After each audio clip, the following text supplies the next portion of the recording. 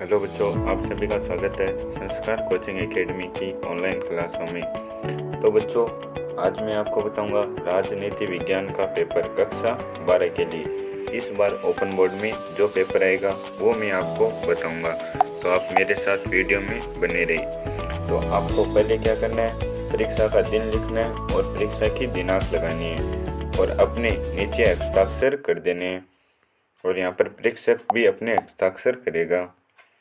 आगे कुछ जानकारी आपको दी हुई है, वो आपको ध्यान से पढ़ लेनी है ताकि आपको पेपर करते समय कोई दिक्कत न हो। अब चलते हैं क्वेश्चन की तरफ। तो हमारा भाग ए है, जो हमारा पेपर का भाग ए, उसमें पहला क्वेश्चन रहेगा, आपके मतानुसार स्वतंत्रता की सुरक्षा के 2 उपाय बताइए। ये आपके क्वेश्चन 2-2 नंबर के रहेंगे।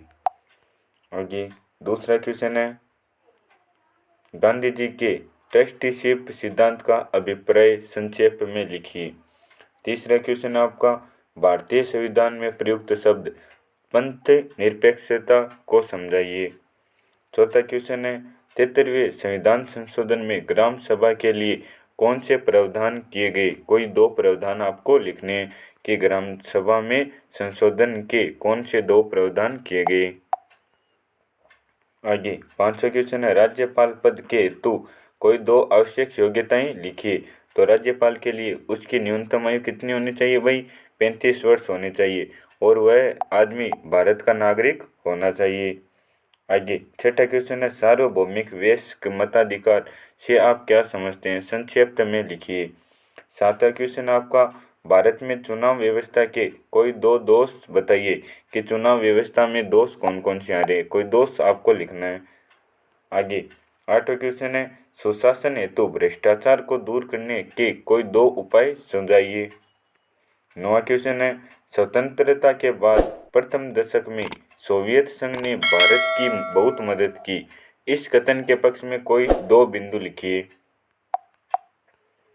आगे अब जो आपके क्वेश्चन आ रहे हैं वो 5-5 नंबर के क्वेश्चन है, तो आपको विस्तार से इनका आंसर देना है। 10वां क्वेश्चन है, राष्ट्रीयता के कोई 5 प्रमुख घटकों का वर्णन कीजिए। 11वां क्वेश्चन है, राज्य एवं सरकार में अंतर बताइए। कोई 5 अंतर आपको बताना है। 12वां क्वेश्चन आपका, स्वतंत्रता के मौलिक अधिकार में प्रदत्त स्वतंत्रताओं की विवेचना कीजिए।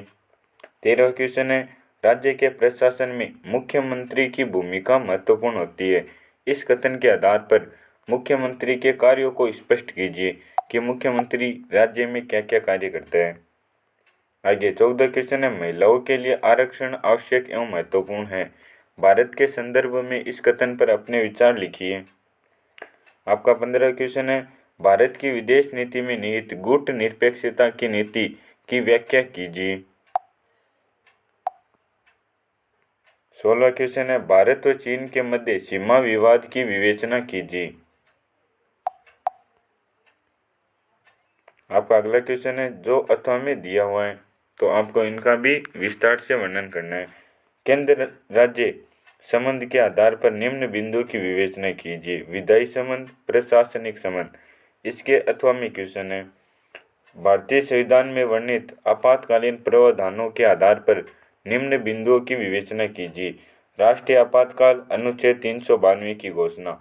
राष्ट्रीय आपातकाल के प्रभाव। आगे आपका 18वां क्वेश्चन है, ये भी आपके अथवा में दिया हुआ है। सर्वोच्च न्यायालय की निम्न शक्तियों का वर्णन कीजिए। पहली शक्ति है प्रारंभिक एवं मूल क्षेत्राधिकार, दूसरी शक्ति है अपील संबंधी क्षेत्राधिकार। तो दोनों का विस्तार से आपको वर्णन करना है। इसके अथवा में जो क्वेश्चन है, राष्ट्रपति पद से संबंधित निम्न बिंदुओं का वर्णन कीजिए। राष्ट्रपति के निर्वाचन की प्रक्रिया की किस प्रकार राष्ट्रपति चयनित किया जाता है। राष्ट्रपति को अपदस्थ करने की प्रक्रिया, राष्ट्रपति को अपने पद से किस प्रकार हटाया जाता है। इन दोनों का आपको वर्णन करना है। आगे आपका अगला क्वेश्चन है, भारत के निम्न राष्ट्रीय राजनीतिक दलों की विवेचना कीजिए। भारतीय राष्ट्रीय कांग्रेस पार्टी, भारतीय जनता पार्टी। इनका आपको विस्तार से वर्णन करना है। आगे इसके अथवा में क्वेश्चन है, जनमत निर्माण से संबंधित निम्न बिंदुओं की विवेचना कीजिए। शिक्षण संस्थानों की भूमिका, रेडियो व टेलीविजन की भूमिका। आगे आपका 20वां क्वेश्चन है कि पर्यावरणीय प्रदूषण को रोकने के लिए भारत सरकार द्वारा किए गए उपायों का वर्णन कीजिए। और इसके 8वां क्वेश्चन है मानवाधिकारों की विशेषताओं को स्पष्ट कीजिए कि मानव के अधिकार कौन कौन से हैं, उनकी क्या क्या विशेषताएं हैं, उनको आपको स्पष्ट करना है। आगे जो आपका वह भाग है विश्व व्यवस्था एवं संयुक्त राष्ट्र के बारे में, आपका पहला क्वेश्चन 2 नंबर का, उसमें वैश्वीकरण से आप क्या समझते हैं। आगे आपका 22वां क्वेश्चन है संयुक्त राष्ट्र संघ के पुनर्गठन की आवश्यकता है, इस कथन के पक्ष में तर्क दीजिए। ये क्वेश्चन आपका 5 नंबर का रहेगा। आगे 23वां क्वेश्चन है संयुक्त राष्ट्र अंतर्राष्ट्रीय आपात बाल कोष UNICEF पर एक विस्तृत लेख लिखिए। ये आपका 8 नंबर का क्वेश्चन है दोस्तों। और इसके 8वां भी क्वेश्चन है संयुक्त राष्ट्र की निरस्त्रीकरण गतिविधियों को विस्तार से लिखिए। आगे आपका अगला भाग है इस पेपर का भारत में प्रशासनिक व्यवस्था। तो 21वां क्वेश्चन है खंड विकास अधिकारी BDO के कोई 2 कार्य लिखिए। ये क्वेश्चन आपका 2 नंबर का है। 22वां क्वेश्चन है लोक सेवा आयोग की स्वतंत्रता के लिए किए गए संवैधानिक प्रावधानों की विवेचना कीजिए। ये क्वेश्चन आपका 5 नंबर का क्वेश्चन रहेगा। आगे 23वां क्वेश्चन नौकरशाही के अर्थ व लक्षणों का वर्णन कीजिए। और इसके 8वां क्वेश्चन है भारत में केंद्रीय सतर्कता आयोग के गठन एवं कार्यों का वर्णन करो। तो दोस्तों ये क्वेश्चन थे जो मैंने आपको बताए। मैं उम्मीद करता हूँ आपसे कि ये वीडियो आपको अच्छा लगा होगा। यदि वीडियो अच्छा लगा हो तो प्लीज़ अपने दोस्तों तक ज़रूर शेयर करना। ये पेपर उनको भी बताना ताकि वो भी अच्छे से अच्छे नंबर प्राप्त कर सके।